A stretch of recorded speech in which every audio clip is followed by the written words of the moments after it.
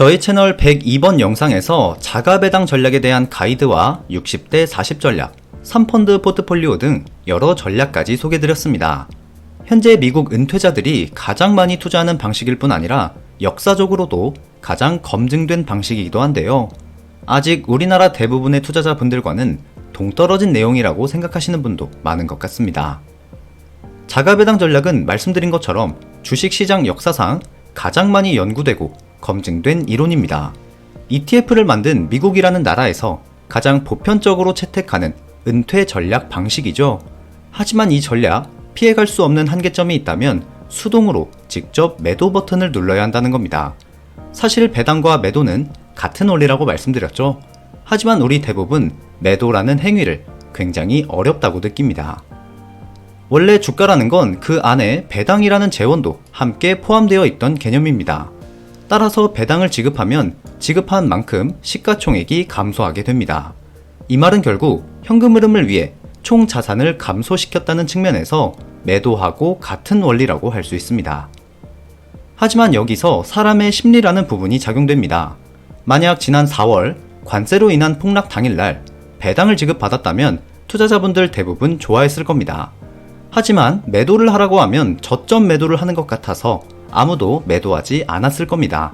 사실 이 두 행위는 똑같은데 내가 직접 매도 버튼을 누른 게 아니라 누군가가 대신해서 배당금으로 줬기 때문에 심리적으로는 뭔가 좋아 보인다는 겁니다. 우리나라 사람들이 간이 콩알만해서 매도를 못한다는 게 절대 아닙니다. 레버리지를 적극적으로 활용하는 민족인 만큼 투자에 있어서 굉장히 공격적인 모습도 많이 보여주는데요. 미국은 정기 인출 제도라는 기능이 있습니다. 쉽게 말해 자동으로 매도를 해줘서 배당금처럼 인출이 되는 구조입니다. 아직 우리나라에는 없기 때문에 우리는 수동으로 매도를 직접 해야 합니다. 결국 자가배당 방식에서 대한민국 투자자들은 시스템적으로 구현이 되지 않았기 때문에 심리적인 부분이 개입될 수밖에 없다는 겁니다. 해결책은 두 가지입니다. 미국 증권사처럼 우리나라 증권사도 정기 인출 제도를 만들어주면 됩니다. 자동 매수도 지원해주고 있는데 자동 매도도 사실 마음먹으면 만들 수 있을 거라고 생각합니다.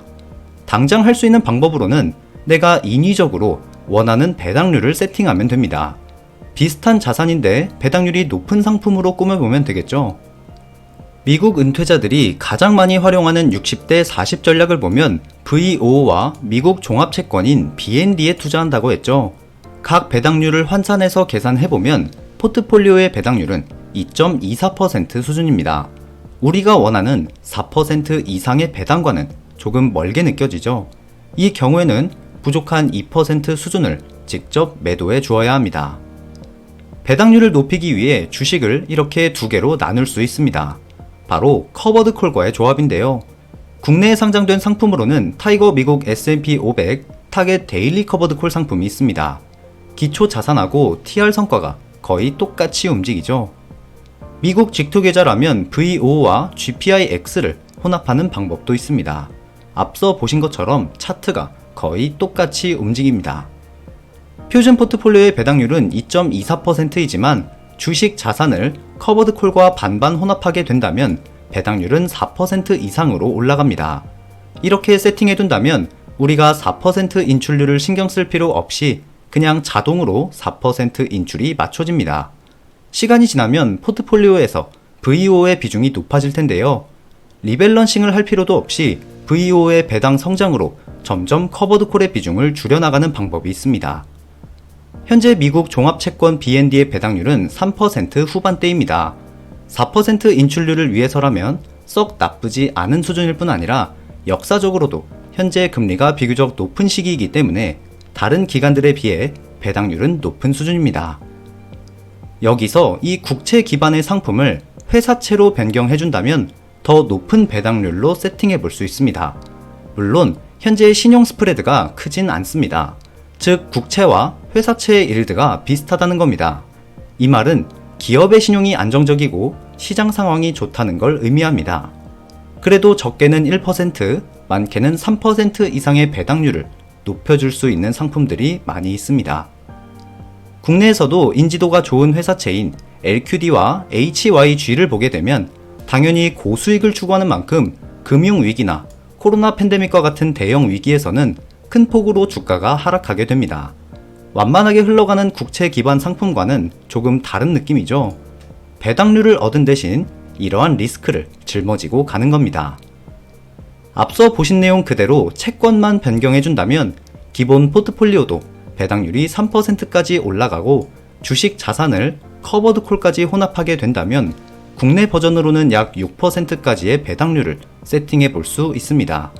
결국 6% 자가 배당이 매도가 아니라 편하게 배당으로 나오는 구조를 만들어 볼 수 있다는 거죠. 해외가 아닌 국내 연금 계좌에서 투자하시게 된다면 위 3개의 상품을 적절하게 조합해서 내 마음대로 분배율을 만들어 보는 것도 하나의 방법이 될 수 있겠습니다. 앞선 예시는 미국 주식의 근본이라고 할 수 있는 S&P 500을 대상으로 구성했지만 슈드를 통해서도 이걸 만들어 볼 수 있습니다. 간혹 슈드만 투자한다고 하시는 분들도 있지만 슈드 역시 주식 자산이기 때문에 안정적인 자산 관리 측면에서는 채권을 반드시 섞어주는 게 좋습니다.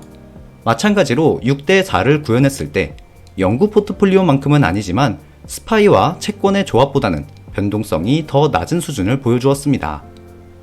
슈드의 경우 미국 ETF에서는 별도의 커버드콜 버전이 없기 때문에 이를 단순하게 회사채와 조합만 해줘도 4.5%가 넘는 배당률인데요.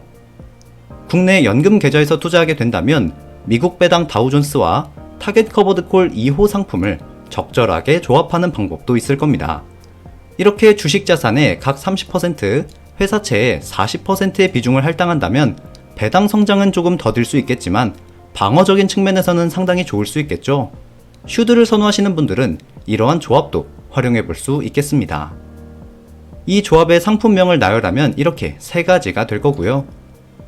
연금 계좌에서 외납세액 이슈가 걱정되시는 분들께 추천드릴 수 있는 또 하나의 구성이 있습니다. 바로 국내 고배당 ETF를 활용하는 방법입니다. 앞선 방식은 미국을 기반으로 해서 비교적 긴 기간 검증이 되었지만 국내 고배당주도 상당히 성과가 좋은데요. 지난 3년간의 성과를 보면 올해 급등장이 있기 전까지도 S&P 500에 비해 전혀 밀리지 않는 토탈 리턴을 보여주었습니다. 앞선 미국 기반의 상품들처럼 단순히 채권과 조합하는 경우에는 약 5%의 배당률을 만들어 볼 수 있지만 이 상품 또한 커버드콜 상품이 존재하죠. 연간 약 15% 수준으로 높은 분배율로 인해 자산의 증가를 목적으로 투자하는 상품은 아닙니다. 이렇게 조합하게 된다면 8% 이상의 높은 분배율을 세팅해 볼 수 있겠습니다. 이 조합은 앞선 예시들과는 조금 다르게 일반 계좌에서도 효율이 좋을 수 있는데요. 국내를 기반으로 한 상품인 만큼 혹시나 매매 차익을 발생시킨다면 이 부분이 비과세로 처리되기 때문입니다. 만약 연금 계좌에서 인출하게 된다면 원래 비과세였던 항목이 연금소득세가 책정되죠. 하지만 외납세액이 없다는 부분에서 연금 계좌에서 또한 충분한 가치가 있는 조합이라고 할 수 있겠습니다. 만약 금리가 하락하게 된다면 이 채권의 분배율이 떨어져서 포트폴리오를 조정해야 할 수도 있는데요. 비록 낮아지는 폭이 있긴 하지만 금리가 0%대였던 지난 20년도와 21년도를 보면 회사채의 경우 4% 이상으로 여전히 높은 분배율을 보였습니다. 따라서 이 기간에는 더욱더 매력적인 자산이었다고 할 수 있겠죠. 부족한 배당률을 충분히 매도해서 마련하실 수 있는 분들께도 적합한 상품이 있습니다. 바로 S&P 500의 비중이 높은 타이거 TDF 2045입니다.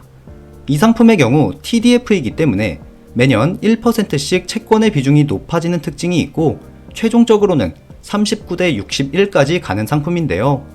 특정 비율이 유지되길 원한다면 최근 상장된 플러스 미국 나스닥 100, 미국채 혼합 50 상품을 활용하는 방법이 있습니다. 국내에 상장된 여러 자산 배분형 상품인 TDF 상품들과 비교했을 때 수익률이 가장 높은 두 ETF였는데요. QQQ와 단기채의 연평균 수익률은 10%를 상회하면서도 이 중에서도 가장 괜찮은 변동성까지 보여주었습니다. 연금계좌에서 이 상품 하나 투자하고 매년 특정 퍼센티지를 매도한다면 가장 심플하고도 강력한 전략이라고 할 수 있겠습니다. 이렇게 하나의 상품으로 만들어 볼 수 있는 심플한 자산 배분 전략이 바로 블랙록에서 만든 AO 시리즈 상품들입니다. 주식과 채권 자산을 미국뿐 아니라 국제적으로도 분산한 ETF인데요. 수수료가 0.15% 수준으로 나름 저렴한 편에 속합니다. 미국 외 주식시장도 선호하실 뿐 아니라 단 하나의 상품으로 심플한 관리를 원하고자 하시는 분들께는 최적의 선택이 될 수 있습니다. 미국 은퇴자들에게 가장 인기 있는 은퇴 전략 중 하나인 3펀드 포트폴리오를 하나의 상품으로 구현해 볼 수 있는 상품인 만큼 굉장히 검증된 전략이라고 할 수 있습니다. 이 포트폴리오 또한 굳이 국내 버전으로 구현해 본다면 얼마 전 상장한 타이거 토탈 월드스탁 액티브 상품을 활용해 볼 수 있는데요. 전 세계 주식시장에 투자하는 VT의 국내 버전과 앞서 말씀드린 회사채 ETF입니다. 국내에는 아직 미국 종합채권이 없기 때문에 비교적 배당률이 높은 이 상품을 활용하는 것도 나쁘지 않은 선택입니다. 정리해 보겠습니다. S&P 500과 채권을 혼합해서 매도가 불필요한 자가 배당 전략은 커버드 콜과 혼합하는 겁니다.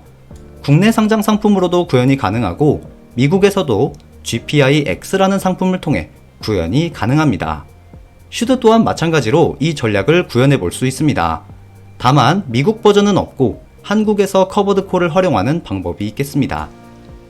외납세 걱정이 없고 매매 차익이 비과세로 처리된다는 장점인 국내 버전도 포트폴리오로 구현해 볼 수 있었고요.